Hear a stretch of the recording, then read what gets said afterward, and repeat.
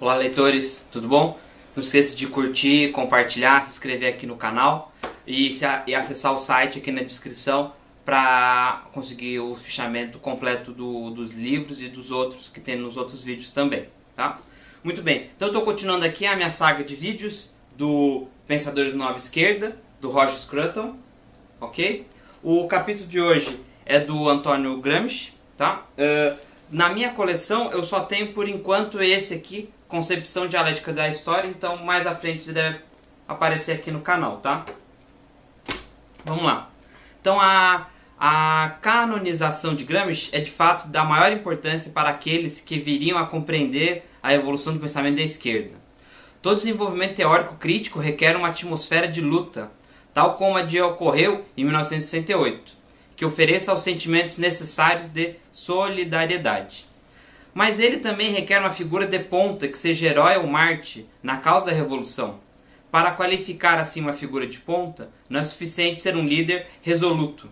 É necessário também estabelecer suas credenciais como intelectual, reivindicar alguma contribuição ao pensamento socialista, que ao mesmo tempo explicará e justificará seu papel crítico na prática socialista. Então, página 119.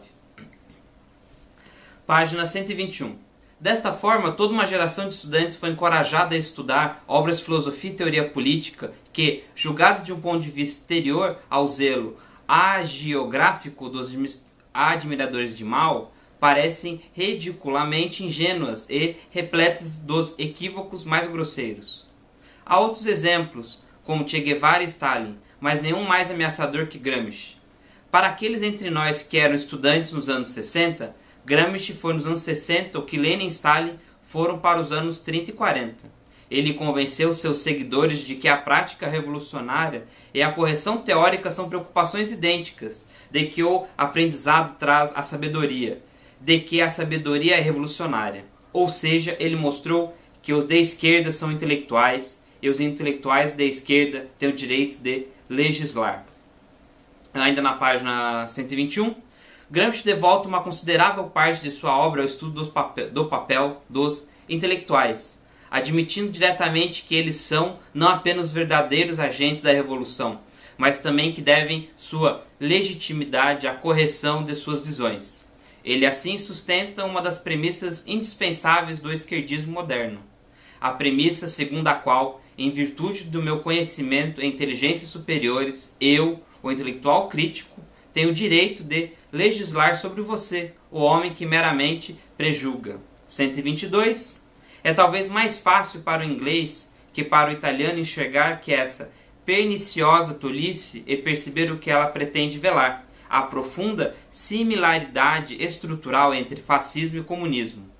Tanto na teoria quanto na prática, e seu senso comum antagonismo às formas do governo constitucional, que são o intento e a realização dos Estados europeus. 123. Comunismo, assim como fascismo, envolve a tentativa de criar um movimento popular de massa unido a um Estado, submetido à regra do partido único, no qual haverá total coesão para o objetivo comum.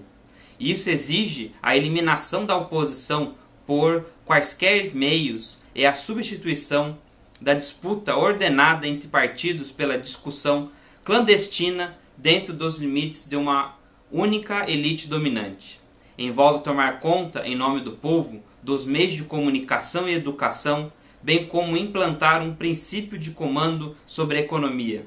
Ambos movimentos consideram a lei muito falível e os parâmetros constitucionais muito irrelevantes, pois são essencialmente revolucionários. Governados desde cima por uma disciplina de ferro, ambos buscam um novo tipo de ordem social, não mediada por instituições e exemplificando uma coesão fraterna e imediata. A diferença mais importante, historicamente, é que enquanto os governos fascistas mais frequentemente chegaram ao poder pela eleição democrática, os governos comunistas sempre o fizeram por meio de um golpe de Estado. 124. A réplica seria que o comunismo talvez seja assim na prática, mas somente porque a prática trai a teoria.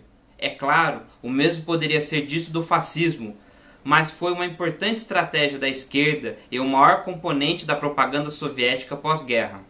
Contrastar um comunismo puramente teórico com um fascismo realmente existente, de forma a reforçar a visão de que o comunismo e o fascismo são opostos.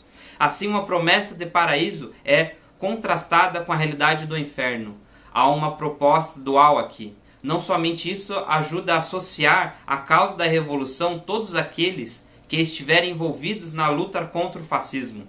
Também reforça um hábito intelectual independente, sem o qual muita propaganda comunista seria totalmente ineficaz. O hábito de pensar em dicotomias, de representar tudo como ou, de induzir o pensamento por quaisquer meios de que aqueles que não estão conosco estão contra nós. Agora, o 126 e 127.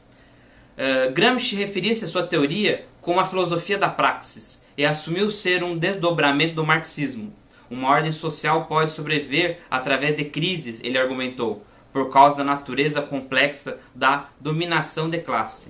Sob o capitalismo, a classe burguesa sustenta o poder não somente porque controla os meios de produção, mas também porque ela estabelece uma hegemonia sobre toda a sociedade servil e o Estado, reservando para si mesma os órgãos do governo e as posições-chave da influência em todas as instituições da sociedade civil. Religião, educação, comunicação, quer dizer, toda atividade que traz embutida a ordem social existente recai sobre o regime do controle burguês. Primeiro, ela permite a uma classe exercer, consciente ou não, uma vontade política concertada e então controlar os efeitos de uma crise econômica e garantir a sobrevivência da ordem social da qual deriva seu poder. Segundo, ela coloca nas mãos de uma classe dominante os instrumentos de educação e doutrinação pelos quais ela pode persuadir as outras classes a aceitar seu governo como natural e legítimo. Em outras palavras, a teoria marxista da história, que explica todo o desenvolvimento histórico em termos econômicos, é falsa. O desenvolvimento histórico é tanto o resultado da vontade política, como nossos historiadores burgueses sempre insistiram, quanto o resultado das transformações materiais. Na final da página 127, é claro, Gramsci não coloca isso desse modo. Ele fala de uma relação dialética entre superestrutura e base, usando assim o jargão marxista, de forma a mascarar seu profundo acordo com a proposição fundamental do conservadorismo, a proposição de que a história não está do lado de ninguém. A política é não mais uma resposta às forças econômicas que brotam da terra, mas um princípio ativo de mudança que pode colocar-se contra aquelas forças e aplacá-las ou controlá-las. A política comunista envolverá a substituição sistemática da hegemonia dominante. Assim, a superestrutura será transformada de forma gradual, ao ponto em que a nova ordem social, cuja a emergência foi permanentemente bloqueada pela velha hegemonia, pode finalmente vir à tona sob seu próprio impulso.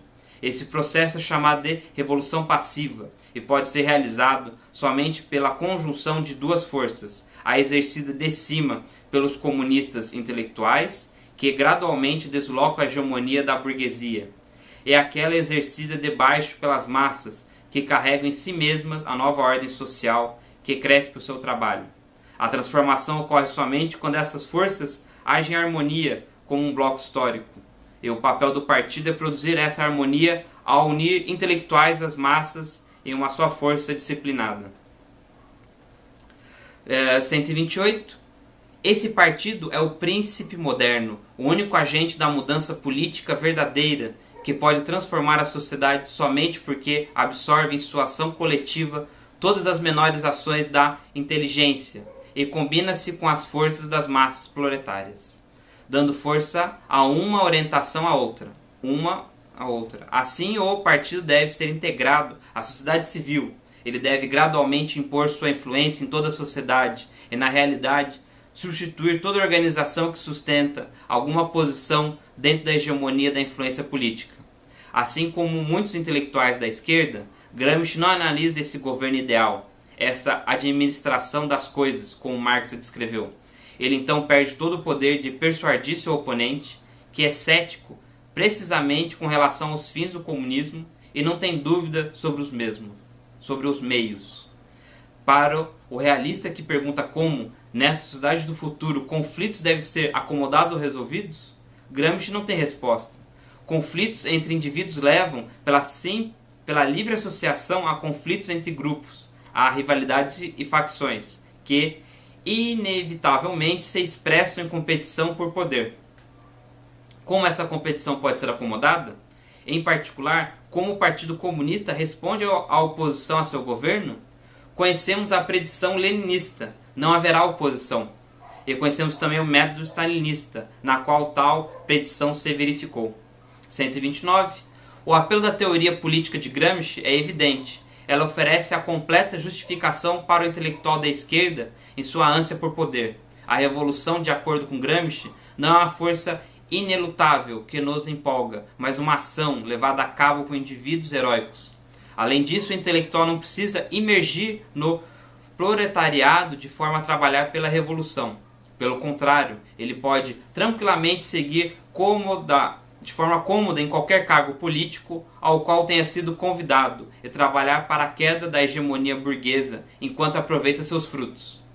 Uma tal filosofia é extremamente útil para o intelectual cuja visão e paciência seriam severamente desafiados fora da universidade, e a filosofia natural da Revolução Estudantil. Adicione-se a isto a fascinante dicotomia do comunismo e fascismo, dicotomia ilustrada pela própria vida heróica de Gramsci, e a imagem está completa. Um inimigo está identificado, uma luta definida e uma teoria oferecida, que mostra que, para lutar com os heróis, é preciso apenas permanecer no próprio posto. Muito bem, cheguei aqui na última tela. Se você chegou até aqui, muito obrigado. Acompanhe os outros vídeos, se inscreve, tá? Comenta aqui, acesse o site do livro aqui, Pensador Nova Esquerda. Vamos lá. Página 130. Em particular, por que é melhor para as massas serem dominadas por uma elite intelectual do que por uma hegemonia de burgueses honestos? 131. Mas é interessante voltar a olhar para a teoria geral de Gramsci sobre o partido. Os primeiros escritos de Gramsci mostram que ele dominou duas importantes verdades. Primeiro, que há intelectuais que são ativos anticomunistas, e segundo, que há muitos não intelectuais que estão preparados a serem conduzidos por esses, em oposição aos objetivos do Partido Comunista. 133. Mas essa é a promessa do fascismo, e se a esquerda precisa constantemente identificar o fascista como seu único inimigo, nós não precisamos de maiores explicações, pois há um modo melhor de esconder as intenções de alguém que as descreva como as intenções de seu inimigo. Então é isso, muito obrigado, até o próximo vídeo.